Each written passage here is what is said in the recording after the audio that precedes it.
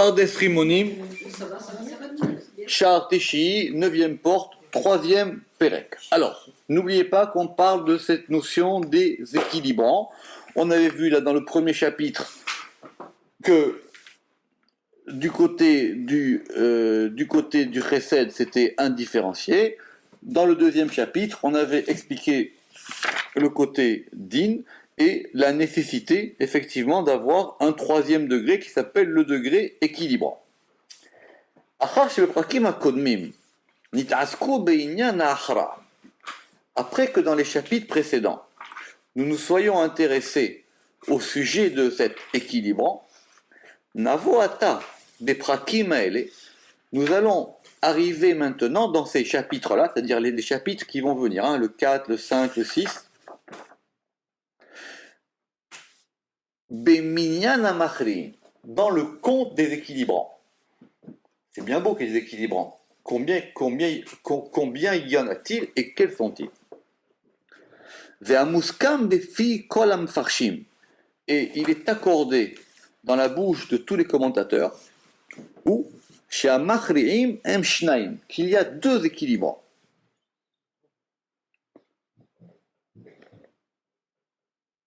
Aechad ou à Tiferet, le premier équilibrant, c'est Tiferet, et il est Machria, et il va équilibrer Ben a Gedula ve Gevura, il va équilibrer entre la Gedula qui est le Chesed et la Gevura qui est le Din.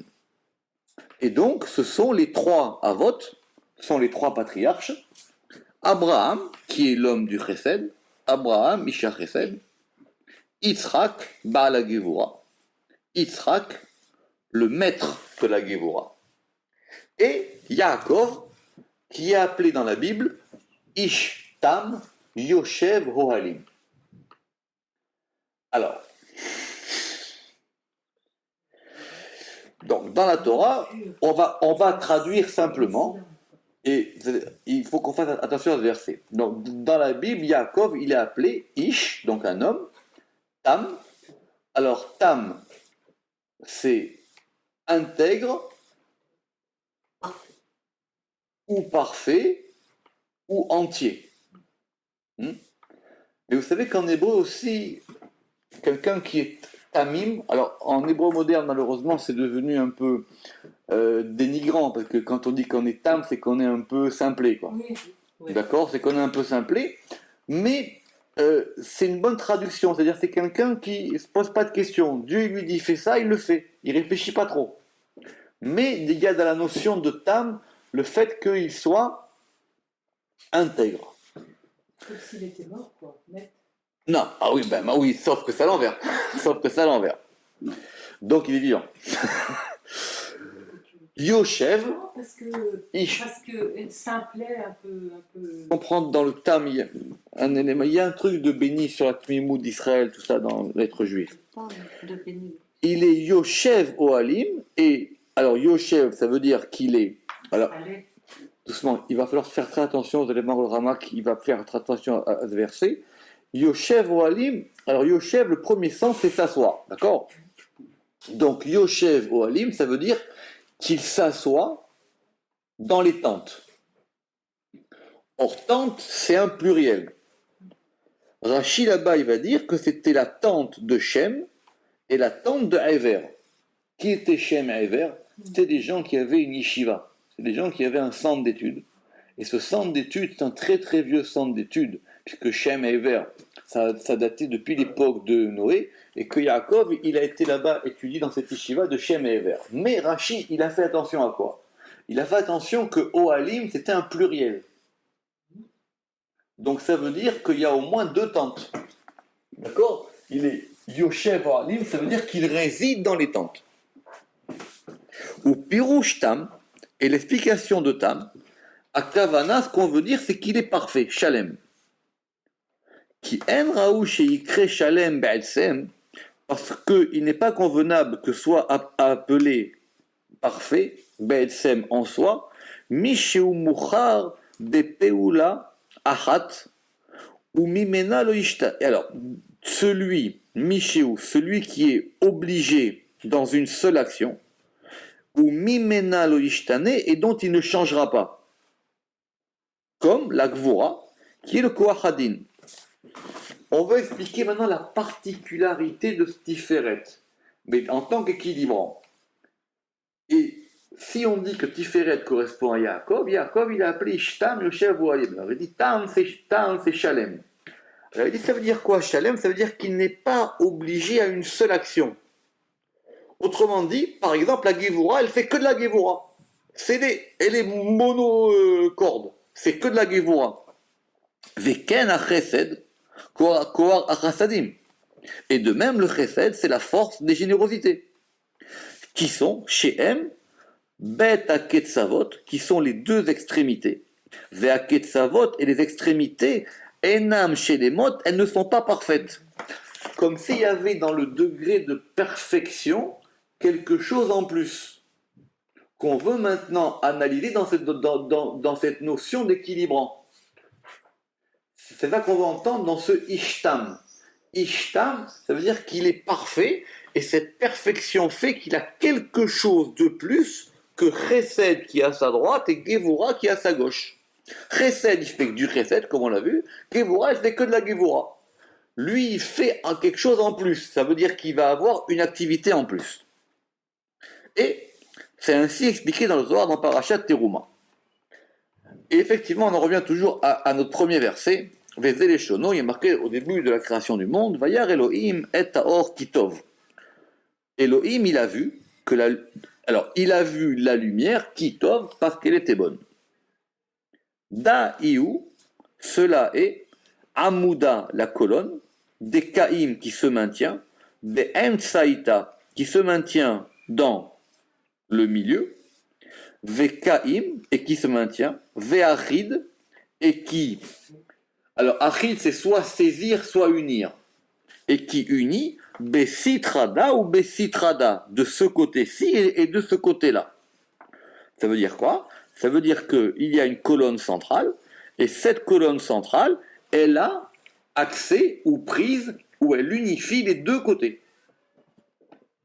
Vekadavu shelimu. Et quand cette perfection d'Itlat Citrine, des trois côtés, tout à fait, des trois côtés, Ktiv B, il est écrit à son propos, Kitov.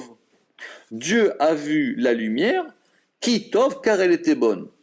Madela ava be'ane acharanin, ce qui n'était pas dans les autres, begin de la ava shelimu, parce qu'il n'y avait pas de perfection, ad or tlita, jusqu'à la troisième lumière, des hashlim des kol citrine, qui a parfait tous les côtés. Pourquoi? Parce qu'on va compter les lumières qui sont dans les versets. Or, vous savez que dans le premier jour, il y a marqué 5 fois le mot or, ça c'est connu dans le Zohar plusieurs fois, mais on va compter le or. Alors, il y a marqué comme ça. Vayomer Elohim yehi or. Dieu, il a dit qu'il y ait de la lumière. Donc ça c'est la première. Vayi or, et il y eut de la lumière. On prend une petite parenthèse, le Zohar il dit mais que déjà il y a un problème parce qu'on aurait dû dire Yehi or vayi chen, qu'il y ait de la lumière et il en fut ainsi. On n'était pas obligé de dire qu'il y ait de la lumière et il y eut de la lumière. On aurait pu dire qu'il y ait de la lumière et ainsi ça a été. Exactement. Ou le Zohar il dit vayi chen et il en fut ainsi. Donc déjà on voit que ce sont 2 degrés de lumière. Donc il y a la lumière 1. Il y a la lumière 2, Vayar Elohim et Taor, et Dieu il a vu la lumière, donc ça c'est la troisième, Kitov, car elle est bonne. Donc la première lumière, c'est 1 degré, la deuxième c'est un deuxième degré, la troisième c'est un troisième degré. Donc il a fallu qu'il y ait 3 lumières, et à la troisième lumière, qui ici est pour nous notre degré d'équilibre, c'est là que la perfection apparaît. La perfection, elle apparaît au niveau de la troisième lumière. À la troisième occurrence du mot lumière dans la Torah. Mais qui la donc nécessité des 3 juges pour un tribunal. Tout à fait. C'est ce qu'on avait dit, ce qu'on avait vu dans le chapitre 2 la semaine dernière. C'est ça notre truc d'équilibrant, c'est qu'il faut toujours qu'il y ait 3 juges, etc. Vekadava shlimu, ok. Vekivan deata tita, et puisqu'est venue la troisième, da kedin, alors maintenant, Afrish machloket de Yimina Vesmala, va maintenant être, alors afriche, ben, c'est compliqué, mais va s'expliciter la marloquette, la division de la droite et de la gauche. Donc, il y a un côté droit, un côté gauche et un côté central. Il y a... Discussion. Oui, mais marloquette, ça peut être aussi controverse. Oui, tout à fait, controverse, dispute. On avait vu la dernière fois la différence entre la marloquette qui était des Shem Shamaim et la marloquette qui n'était pas des Shem Shamaim.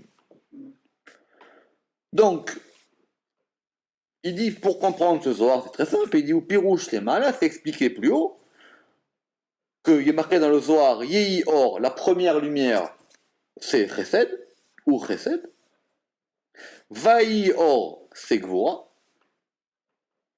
Comment on sait que c'est Gvura? Parce que chaque fois qu'il y a marqué Vaïhi, la Shon Sa'ar. Chaque fois que dans la Torah il y a marqué Vaïhi, ça annonce un malheur. Oui, Vaï.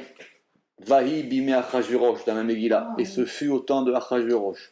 Chaque fois qu'il y a marqué Vaï, c'est un principe, ça annonce quelque chose de pas bon.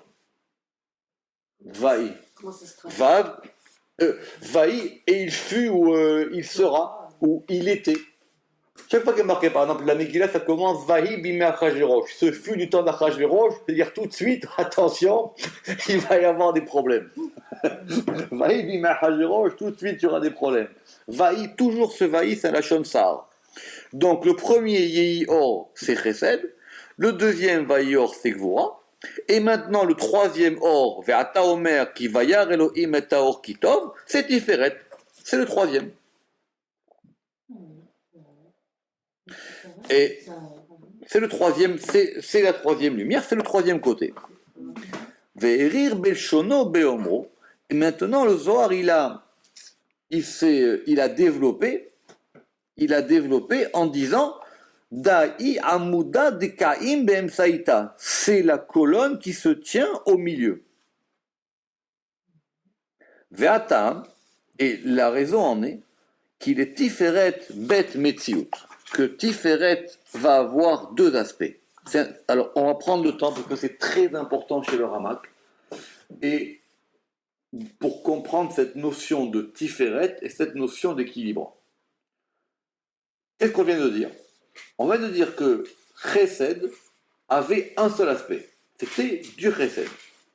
Din avait un seul aspect. C'est que du Din. Donc il a un seul aspect. Tiferet a deux aspects. Je ne vais pas vous embêter avec ça, mais dans le Or Yakar, il dira même qu'il y a trois aspects. Et pour le moment, on va essayer de comprendre c'est quoi les deux aspects de Tiferet. Le premier, Aleph.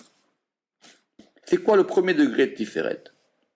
Metsiuto apashut, son existence simple, chez où Etzem à Tiferet, qui est donc Tiferet lui-même, Sod Kav Ashlishi, à savoir le mystère ou le secret du troisième axe, Kav Arachamim, l'axe de miséricorde, Beli Ioto Orez Elechad Aketsavot Klal, sans qu'il ne saisisse aucun des deux autres extrémités. Ça veut dire quoi? Tiferet, c'est comme Chesed et comme Gevura. Chesed, il est à droite, Gevura est à gauche, Tiferet, il est au milieu. Donc, premier aspect, Tiferet, il est sur le même plan que les autres. Il a une position différente, il a une nature différente, il a un nom différent, il a une action différente. Mais c'est une action comme une autre. Ok? Ça, c'est ce qu'on appelle le premier aspect. Ve'ametziyut Hashenit, et le deuxième aspect, c'est quoi? Ou Arkavato mi Gimel Kavim, c'est le fait qu'il soit composé des trois axes, Gimel Gevanim, des trois couleurs, ou des trois nuances, Ve'achraato Baem, et qui va les équilibrer, Mipne et Yoto noté, parce qu'il va pencher, l'Echad Mehem vers 1, 2, Ve'eyoto Mashlim Benehem, et il va parfaire parmi eux. On reprend. Le premier aspect, tout le monde a compris. C'est-à-dire, c'est une séphira comme une autre. Chesed à droite, Gevura à gauche, Tiferet au centre. La droite, c'est du Chesed. La gauche, c'est la gauche, c'est du Din. Et le milieu, c'est Rahamim. Ça, c'est facile. Maintenant, il dit, il y a un deuxième aspect que les autres séphirotes n'ont pas. C'est que, on va relire, ou Arkavato, c'est qu'il est composé, donc Milachon Arkava, les archives, hein, c'est qu'il est composé de 3 axes. Or, c'est quoi les 3 axes? C'est la droite, la gauche et lui-même. Donc, il a un troisième aspect où il va au-delà de lui-même, puisqu'il est lui-même inclus.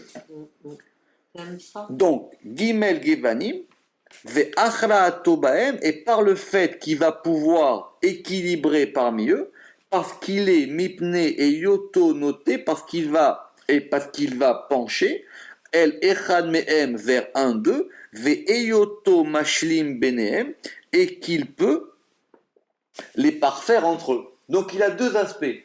Soit il est tout seul, et c'est une séphira comme une autre, soit il peut avoir en lui 3 aspects différents.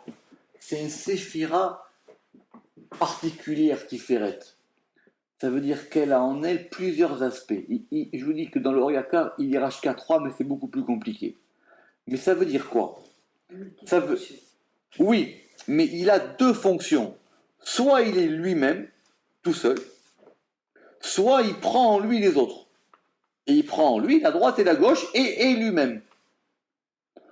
Donc, c'est pas une synthèse. Ça, au moins, c'est sûr.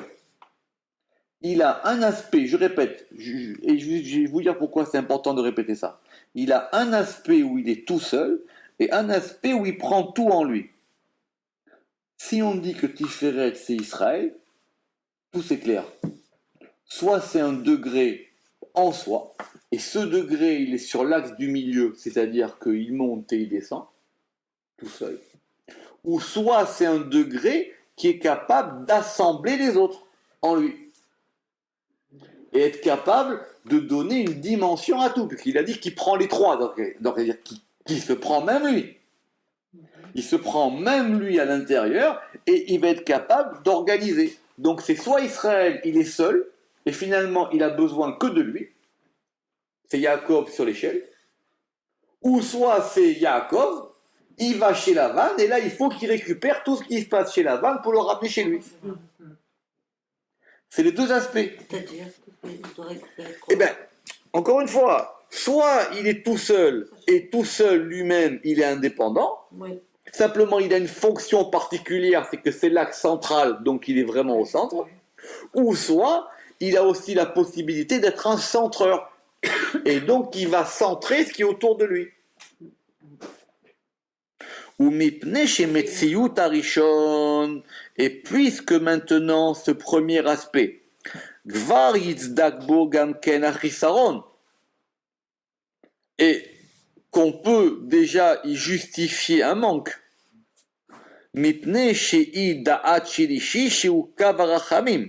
Pourquoi? Parce que c'est une troisième opinion qui est l'axe de la miséricorde et qui est un axe en lui-même, kav bifne atzmo, beblin toto el echad haketzavot, sans aucune inclinaison, voilà, sans aucune inclinaison vers un des axes, ve'enzo achra'a, shen achra'a shlishit machreat. Et ça, c'est pas un équilibre. C'est simplement un troisième avis. Vous vous rappelez la question qu'on avait? Est-ce que c'était blanc, noir, gris ou pas? Donc il dit d'après cet aspect où il est seul, donc maintenant, finalement, on n'a rien gagné parce qu'on a 3 avis. On a un qui dit blanc, un qui dit droit et un troisième avis. Ulchen, Gamken, lo yikra shalem. Et c'est pour ça que par rapport à cet aspect-là, on ne peut pas l'appeler comme étant parfait. Et, oui, c'est ça. Ici, on ne peut pas l'appeler comme étant parfait. Parce que c'est simplement un élément en plus. Avala Metsiyut Hasheni. Maintenant, par rapport à son deuxième aspect, Nikra Shalem, il va s'appeler parfait. Pourquoi? Chez Bo Kohar, parce qu'il y a en lui la force des trois opinions. Velazé Amar, Da'i ou Amuda de Kaim Saïta. C'est pour ça que le Zohar il a dit, c'est la colonne qui se tient au milieu. Ça veut dire quoi? C'est-à-dire que quand la Torah elle t'a dit le troisième or, on t'a pas dit maintenant on vient te rajouter une espèce de lumière en plus. On vient te rajouter un degré de lumière qui contient en lui les deux autres lumières et qui est capable de les mettre ensemble. Ou Bezula Tiyom Beemsa.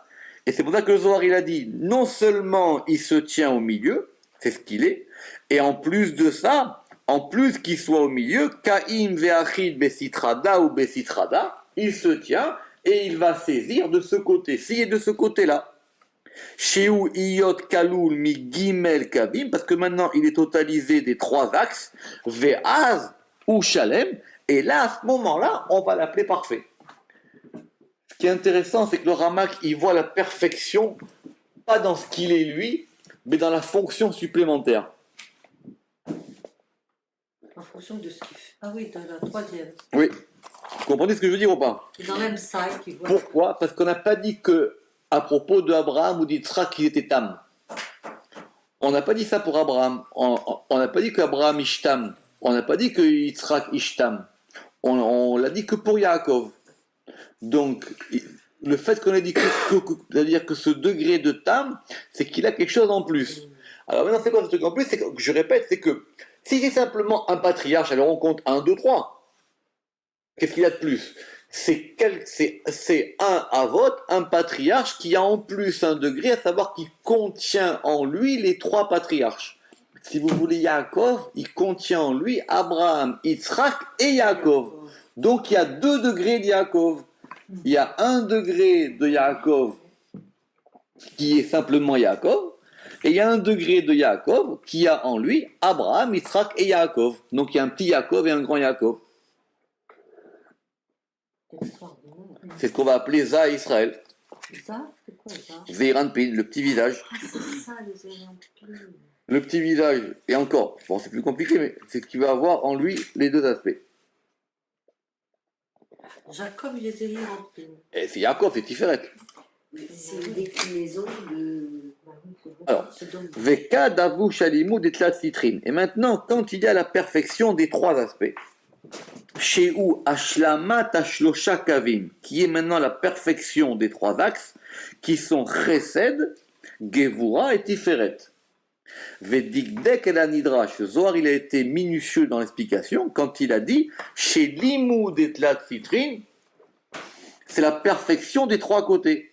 Pourquoi le Zohar, il n'a pas dit c'est la perfection des 2 côtés? Parce que c'est aussi la perfection de lui-même. Chez Ima Kavana, parce que si l'intention, elle était Al Tiferet, sur Tiferet, qui est Memutsa, qui est intermédiaire, qui est au milieu, Ben Shenehem, entre les deux, chez Limudetrin avec les Mimar, on aurait dû dire la perfection des 2 côtés. Or, on a dit la perfection des 3 côtés. C'est évident. Non, c'est pas évident. Mais si, parce qu'il ne peut pas avoir les 2 côtés et lui ne pas pouvoir se dépasser lui-même, pouvoir Oui. justement Oh. alterner des 2 côtés. On reprend, c'est ça qu'il dit Zohar. Il dit que, pourquoi? Parce que si c'était entre deux, on aurait dit chez l'imoudétrine avec les mimar.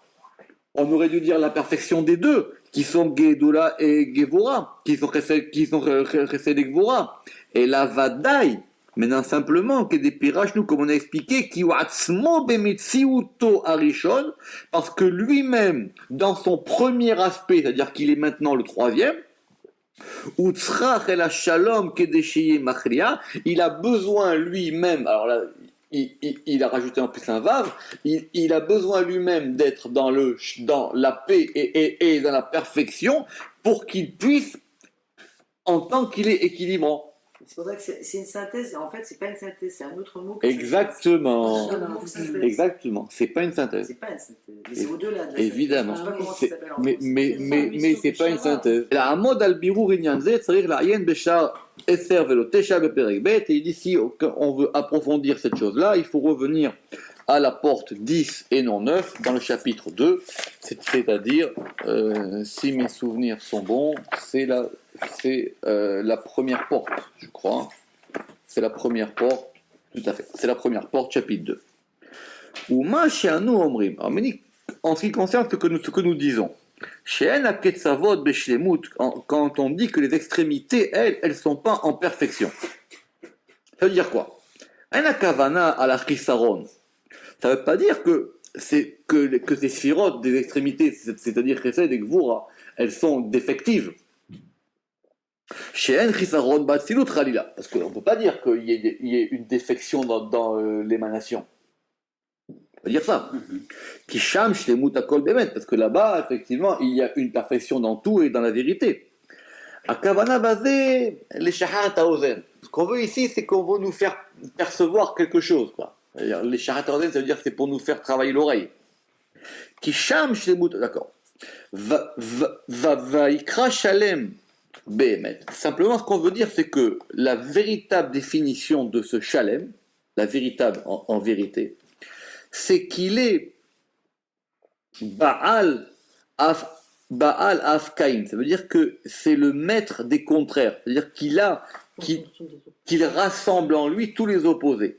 Veze lo yutzdak ki im batiferet. Or, cela ne peut s'appliquer que à Tiferet. Bemetziuto Hasheni, dans son deuxième aspect. Parce que là-bas, il s'appelle Tam Shalem. Là-bas, il s'appelle Tam Shalem. Shalem, c'est quoi déjà? Parfait. Et on revient à notre verset. Quand on a dit Ishtam Yoshev Oalim, il était Ishtam Yoshev Oalim. À Kavana, on veut nous indiquer deux tentes, comme il a dit Rashi. Mais c'est quoi ces deux tentes? Qui sont la Gedoula et la Gevura. Qui sont le Chesed et la Gvura. C'est extraordinaire ce Pérouche. Parce que grammaticalement, il marche impeccable dans le verset, M. Soban ne va pas me contredire. Parce qu'il n'y a pas que Yaakov qui avait une tente. On a parlé de Oel Abraham. On a parlé de la tente de Yitzhak.